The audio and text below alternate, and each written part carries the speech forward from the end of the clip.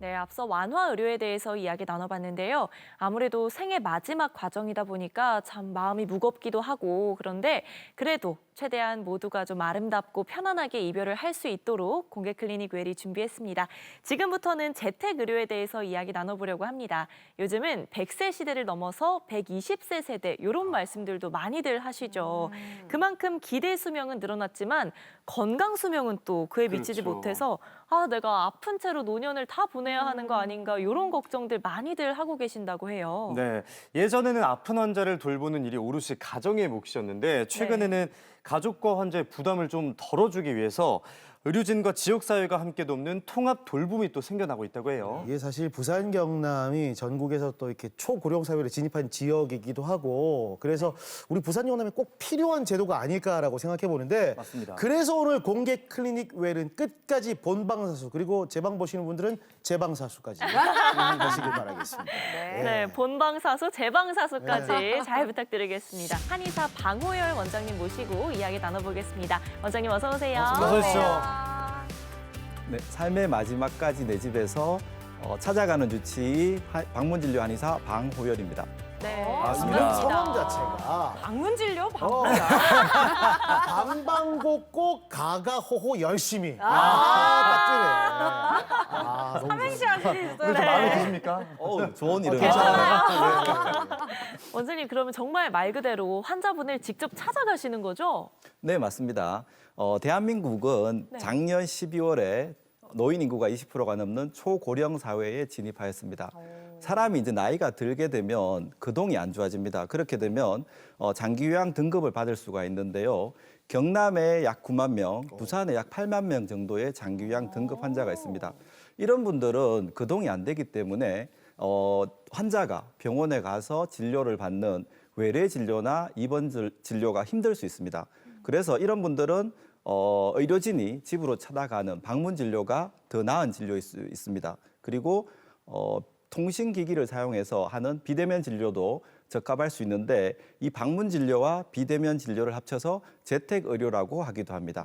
제가 지금 들고 놓은 게 이게 휴대용 초음파인데 이게 초음파입니다. 진짜요? 네, 이걸 이제 핸드폰으로 또는 태블릿 PC로 네.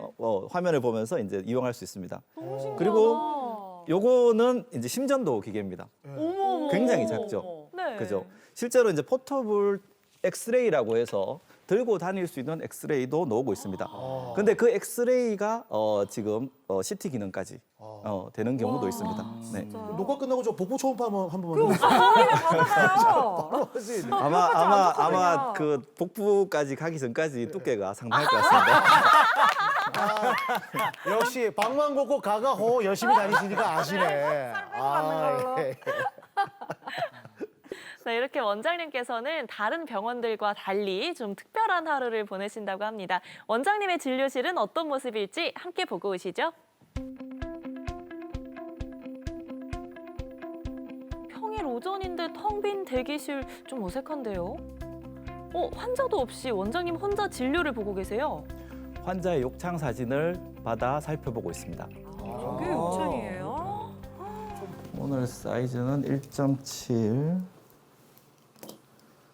혈압도 바이탈도 괜찮네요. 혈당은 좀 높은 편인데 이 시간 안 물어봐야 될 것 같습니다. 전화 거시면서 이렇게. 네, 안녕하세요. 수고 많으십니다. 고생 많으시죠? 방문 진료 힘든데 나가서 많이 힘드십니다. 그죠?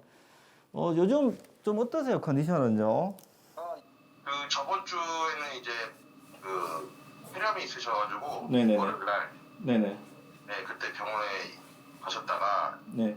나오셔 입원은 아니시고 갔다가 오셨는데 네. 괜찮으세요? 멀리 타 지역에 계신 원장님이 보내주신 사진을 보면서 진료 노하우를 설명드리고 욕창의 상태 변화를 설명드리고 있습니다. 방문지료 선배시니까. 네, 왔다 갔다 계단식으로 남는 편이거든요. 하여튼 계속 좀 수고해 주시고 다 나을 때까지 뭐 얼마 남지는 않고 지금 안정적이라서 지금 굉장히 괜찮은 상태니까 계속 좀 수고 좀 부탁드리겠습니다. 예 알겠습니다. 네, 재택의료라는 게 환자 입장에선 편하겠지만 의사 입장에서는 좀 신경 쓸 부분이 많을 것 같아요. 아이 고생 많으십니다. 그래서 좀 우리 방식대로 하다가 원장님이 이렇게 자세하게 알려준 덕분에 치료 이게 빨라지는 것 같아요. 속도가 빨라졌어요. 속도가. 네네네. 진짜 원장님 덕분에 환자분 회복도 빠르고 의료진들도 도움이 됐다고 하니까 원장님 뿌듯하시겠어요. 환자분 얼굴 한번 볼까요? 네, 알겠습니다. 안녕하세요. 아유, 여러 가지로 신체적으로 몸이 안 좋아가지고 욕창이 생겼는데 지금은 거의 90% 정도가 나았거든요. 이제 조금만 더 고생하면 욕창이 다 나을 거니까 욕창이 다 나으면 침대에서 생활하는 것도 많이 편해집니다. 욕창이 다 나으면 이제 거기는 원장님하고 협력해서 관절 쪽하고 나머지 불편한 것들을 좀 진행하도록 하겠습니다. 아버님도 뭐 잘 참아주셔서 감사합니다. 감사합니다. 웃으시네. 아니 그 전에 비대면 진료 어떻게 하는지 되게 궁금했었는데 야 진짜 직접 대면하지 않아도 원장님의 그 환자를 향하는 게 마음이 느껴집니다. 저희 공개 클리닉 웰도 아버님 쾌유를 또 기원할게요. 예. 비대면 진료 특성상 이제 지역이나 위치에 대한 어떤 제약은 없습니다. 단지 모든 질병을 비대면으로 진료하기는 힘듭니다. 그런데 욕창 같은 경우는 사진으로 관찰이 가능하고 그리고 사진상으로 해석이 또 가능합니다. 물론 이제 한의사가 가게 되면 침 치료, 약침 치료 그리고 뭐 다양한 치료를 활용할 수는 있지만 한의사가 못 가게 될 경우 드레싱을 집에서 활용할 수 있습니다. 그런데 이제 교육이 쉽지가 않죠. 그래서 이제 저희는 동영상을 보내드리고 그리고 이제 환자분께 드레싱한 동영상을 좀 찍어달라고 합니다. 초기에는. 그래서 그게 이제 잘 되고 있으면 계속 진행하면 되고 그게 못 되면 잘 될 때까지 계속 교정을 합니다. 그렇게 해서 이제 변화를 보면서 완치까지 목표로 해서 진료하고 있습니다. 저희 KNN 30주년이잖아요. 네. 갑자기 보면서 드는 생각이 옛날에 선배들한테 들었던 프로그램인데 얼마 전까지 우리와 함께했던 고인범 아버지가 네. 하셨던 프로그램이 왕진갑니다라는 프로그램이 있었죠. 과거 되게 인기가 있었대요. 네. 근데 그 왕진갑니다라는 프로그램이 이제 스마트폰 안에 다 들어가 버렸네. 네. 그러네요. 그러면 혹시 욕창 치료를 하면서 기억에 남는 사례 같은 것도 있으세요? 그죠. 그 대부분의 비대면 진료가 의뢰되는 이유는 고립 때문입니다. 고립. 그러니까 집에 와상으로 환자분이 계신데 그분을 케어해줄 의료인이 없기 때문에 그 지역에서는 이제 어떤 방문 진료를 갈 수 있는 의사가 없다는 거죠. 그렇다 그러면 이렇게 연락 오는 분들은 대부분 이제 집에 계시고 병원을 갈 수 없는 분이고 그런 분들의 보호자가 처치가 안 되니까 어떻게 알아서 이제 연락 오는 게 저한테 연락이 오게 되는 경우죠. 근데 그런 분들은 사실 욕창의 전문가가 아니기 때문에 집에서 케어가 대체적으로 되지 않습니다. 아니면 오래되었거나 또는 뭐 등등의 이유로 낫지 않는 분들입니다. 그래서 그런 분들이 저한테 이제 의뢰를 하게 되면 제가 진료를 해서 대체적으로는 좀 빨리 낫는 편입니다. 그러면 이제 굉장히 이제 만족하시고 그런데 2년 전에 이제 강릉에서 이제 오신 분이 있는데 그분도 이제 남자분이신데 100살이 넘으셨어요.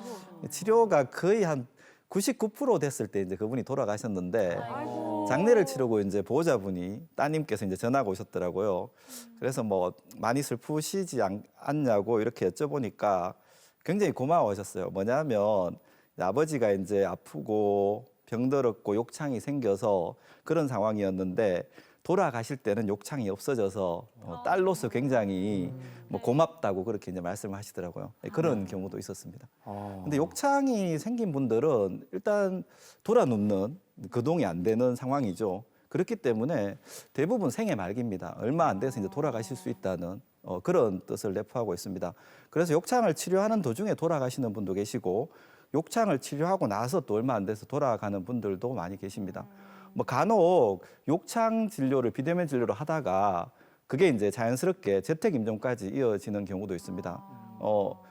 예를 들어 최근 같으면 철원에 계신 분인데 그분은 욕창 치료를 이제 철원에 계신 한의사분과 이제 협력해서 치료를 하고 있었는데 갑자기 상태가 이제 안 좋아졌습니다. 그래서 보호자분께 병원을 가실 건지 아니면 집에서 혹시 돌아가시게 임종하실 생각이 있으시냐고 물어보니까 집에서 이제 돌아가시는 걸 좀 원하셨어요. 그래서 저희는 이제 재택임종을 하기 때문에 그 교육이라든가 노하우, 방법 그리고 보호자가 해야 될 일 등등을 이제 알려드렸고 그렇게 해서 이제 집에서 임종을 하시고 장례식장을 장례를 좀 치를 수 있게 그렇게 연계해드렸습니다. 네. 생을 마감할 때는 우리가 집에서 생을 마감하는 게 또 좋겠지만은 아무래도 병원에서 생을 마감하는 경우가 많잖아요. 그러다 보니까 이 재택 임종이 좀 번거로울 수 있겠다라는 생각이 들긴 하거든요. 네, 맞습니다. 근데 또 반대도 있습니다. 노쇠 질환이라고 하는데요. 어떤 급성기 병이 아니라 장기적으로 꾸준히 안 좋아졌고 충분히 그분을 잘 돌보고 있는 상황이었다 그러면 잘 돌보고 있었는데 갑자기 더 상황이 안 좋아졌다고 해서 병원에 임종을 위해 가는 거는 사실 맞지 않다고 볼 수 있겠죠. 왜냐하면 계속 모시던 어머니를 갑자기 병원에 보냈을 때 상태가 더 안 좋아질 확률도 꽤 높습니다. 왜냐하면 환경이 바뀌기 때문입니다. 그리고 보호자 입장에서도 매일 보던 어머니가 병원에 가시게 되면 뭐 짧은 면회가 진행될 수 있겠죠, 그죠? 그래서 어떤 가족 간의 어떤 뭐 돌봄이 완전히 깨지게 됩니다. 그리고 임종 또한 집에 계시면 자연스럽게 이제 모든 부분을 다 볼 수가 있는데 병원에 계셔서 임종을 할 경우는 임종을 못 볼 수도 있고 네. 보더라도 짧은 시간에 이제 볼 수 있겠죠, 그죠? 그래서 이런 분들한테는 돌봄이 잘 되고 집에서 돌아가시는 거를 원하는 집에서는 오히려 재택 임종이 더 편할 수 있습니다. 환자한테나 이제 보호자한테나. 네네. 아무래도 우리 아픈 가족 옆에 두고 이렇게 한시라도 눈을 떼지 않고 있는 보호자의 케어가 얼마나 마음이 놓이겠어요. 그래서 사실 네. 뭐 재택 임종 하시는 분들은 어떻게 보면 선택받은 분이라고 할 수 아유, 있습니다. 그럼요. 네네. 이게 재택 임종 이렇게 딱 단어만 들어보면은 보호자분께서 케어를 엄청 잘하셔야 될 것 같은 그런 상상이 되는데 이게 갑자기 맞닥뜨리면은 뭐부터 해야 될지도 모르겠고 케어는 어떻게 해야 되는지 이거 막막할 어디 수 있죠. 배워오는 데가 따로 맞아. 있는 건지 뭐 이런 것도 되게 궁금하거든요. 임종기에 가까워지면 예를 들어 식사를 안 하신다든가 네. 잠이 많아진다든가 뭐 소변량이 줄어든다든가 등등의 어떤 증상들이 생깁니다. 그러면 이제 저희가 환자분한테 먼저 선택을 좀 하게 합니다. 뭐 예를 들어 집에 계속 계실 건지 병원에 가실 건지 그 이전에 물론 저희 의료진이 회의를 해서 이분이 회복 가능한지 불가능한지를 먼저 판단을 합니다. 그래서 회복이 가능한 분들은 무조건 병원에 가게 합니다. 그래서 이제 회복해서 다시 태어날 수 있게. 근데 회복이 병원에 가더라도 안 될 만한 증상이나 상황이면 보호자분한테 선택을 합니다. 병원 가서 이제 뭐 처치를 하고 있을 건지 아니면 집에서 그대로 계속 계시다가 임종을 맞이할 건지에 대한. 그리고 만약에 보호자가 집에서 이제 임종을 하는 걸 원한다고 했을 때 저희가 이제 다양한 교육 등을 통해 가지고 임종 시에 보호자분이 해야 될 일, 하지 말아야 될 일 같은 교육을 진행합니다. 그리고 이제 의료진은 환자의 어떤 정보를 알아야 되잖아요. 그래서 저희가 매일 갈 수는 없습니다. 그래서 저희가 이제 주는 어떤 예를 들어 뭐 그날의 혈압이라든가 어떤 맥박수, 호흡, 소변량 등을 체크해서 단톡방에 올리면 저희가 그걸 가지고 이분의 어떤 상황을 분석합니다. 그리고 만약에 집에 어떤 그런 어떤 의료기들이 없다, 그럼 저희가 이제 대여를 해서 집에서 이제 체크해서 보내줄 수 있게 그렇게 이제 하고 있습니다. 그리고 점점 상황은 더 안 좋아지겠죠. 그래서 임종 시기가 다가오면 저희가 임종 예측을 합니다. 언제쯤 돌아가시겠다는 예측이 나오면 방문 진료를 진행을 하게 되고 방문 진료에서 다시 한 번 더 언제쯤 임종을 할 것 같다는 예측을 해드리고 뭐 예를 들어 인사를 할 가족들이나 이런 분이 있으면 이제 부르는 거를 불러서 이제 한 번 더 보실 것을 말씀드립니다. 그리고 그 시기쯤 되면 저희가 이제 뭐 장례식장을 어떻게 할 건지 뭐 장례 방법, 뭐 화장이라든가 뭐 등등 그런 거를 선택하게 하고 그리고 뭐 장지를 선택하게 하고 이렇게 이제 실제적인 장례 준비를 진행하기도 합니다. 아무래도 지금 또 가정의 달이고 오늘 아침 드시고 고령의 부모님을 요양병원에 모셔다 둔 분들은 또 부모님께 인사드리러 많이 가실 텐데 그렇죠. 오늘 함께하는 내용들이 좀 큰 도움이 됐으면 네. 하는 생각이 들고요. 직접 현장에서 재택 임종을 진행하셨을 때 기억에 남는 죽음을 맞이하신 분이 계시다면 방문 진료의 특징이 뭐냐 하면 그 댁에 가서 한 30분에서 1시간 정도 머무르게 되거든요. 외래 진료는 보통 3에서 5분 정도고 환자만을 보는 상황입니다. 근데 방문 진료는 어떻게 보면 그렇게 오래 머물고 가 있다 보니까 집안의 어떤 가족 관계라든가 환경들을 대체적으로 아는 편입니다. 그래서 사실 재택임종 한 분들은 모든 분들이 다 기억에 남고 어떤 분이셨는지 어떤 상황이셨는지 그런 게 기억에 남는데 집에서 돌아가시는 것은 사실 저희가 사후돌봄이라고 해서 돌아가신 분들의 가족들하고 인터뷰를 이제 진행하기도 하거든요. 인터뷰를 해보면 대체적으로 굉장히 다른 가족들, 그러니까 예를 들어 재택임종을 같이 한 가족들이 있고 다른 형제들이 있다고 봤을 때 안정적인 경우가 많이 있습니다. 그리고 때로는 어머니가 내가 모셔가지고 집에서 끝까지 모셨고 집에서 돌아가셨다. 내가 임종까지 책임도 드렸다. 이렇게 굉장히 뿌듯해하는 분도 계십니다. 그러니까 사람이 죽으면 두 가지 과정이 있습니다. 이제 애도하는 기간, 슬퍼하는 기간입니다. 나의 가족이 돌아가셨으니까. 그리고 이제 그게 어느 순간은 이제 추모로 바뀌어야 됩니다. 그리워하는 순간. 애도 기간이 너무 길거나 하는 것도 보호자분들에게는 좋지 않습니다. 근데 대체적으로 보니까 재택 임종을 하신 분들이 적절한 애도 기간과 그리고 이제 어떤 추모 기간에도 굉장히 긍정적인 추모를 하게 되는 경우가 많았던 걸로 기억합니다. 마음의 준비가 되나 봐요. 정말 누군가의 마지막을 참 끝까지 신경 써주신다는 느낌이 들어서 참 감사한 마음이 드는데 이번에는 방문 진료 가시는 길을 저희가 동행해봤습니다. 생생한 현장 지금 바로 만나보시죠. 네, 양손이 무겁게 의료기구와 장비를 들었는데 방문 진료에 나서는 길입니다. 평일 오후에는 매일 환자를 직접 찾아가고 있다는데요. 거리가 멀다 보니까 꽤 많은 시간이 필요합니다. 네, 지금 방문 진료 하고 있습니다. 한 달에 근무 시간이 거의 뭐 270시간에서 한 300시간 되는 것 같습니다. 주말에도 뭐 일정이 있을 때는 또 가야 되고 응급 진료도 있고 그래서 일단 절대적으로 시간이 너무 많이 들기 때문에 그게 가장 힘든 부분이고 주말까지 할애해야 되는 만큼 웬만한 사명감 없이는 못 하실 것 같아요. 와, 진짜 존경스럽습니다. 이번에도 뭐 짐을 한가득 들고 또 이동하시네요. 여기는 뭐 서류랑 이제 뜸 종류 그리고 뭐 각종 테스트기 그리고 가방 안에는 드레싱 종류랑 뭐 심전도라든가 초음파 그리고 뭐 바이탈 측정기 등 다양한 뭐 진료 기구 도구 등이 이제 있습니다. 거의 뭐 그냥 이동하는 검진실이라고 보면 되겠네요. 네. 안녕하세요. 잘 계셨어요. 네. 방문 진료 왔습니다. 100세 어르신인데요. 골절하고 욕창이 생겨서 2주에 한 번 정도 방문하고 있습니다. 백세 어르신. 일단 그 원장님 오실 때는 일어나서 앉지도 못했는데 계속해서 이제 침하고 뜸하고 막 이래 치료해 주시니까 지금 한 석 달째 됐지. 네네네. 근데 이제는 혼자서 내려오실 정도가 되네. 저번에는 죽 위주로 드셨는데 요즘도 죽 드십니까? 밥 드십니까? 밥 드셔요. 야, 소화기는 많이 좋아지셨네요. 예. 그죠? 김밥도 드시고. 김밥도요. 힘이 나려면 식사량이 기본적으로 돼야 돼요. 그죠? 자, 꽉! 최대한! 꽉! 꽉! 더! 좋습니다. 됐습니다. 11.6kg 왼쪽은. 왼쪽도 저번에 10.8kg였는데 한 1kg, 약 1kg 정도 늘었어요. 허리는 이제 안 아파요? 허리는 안 아파요? 발 아파요. 동상. 그죠?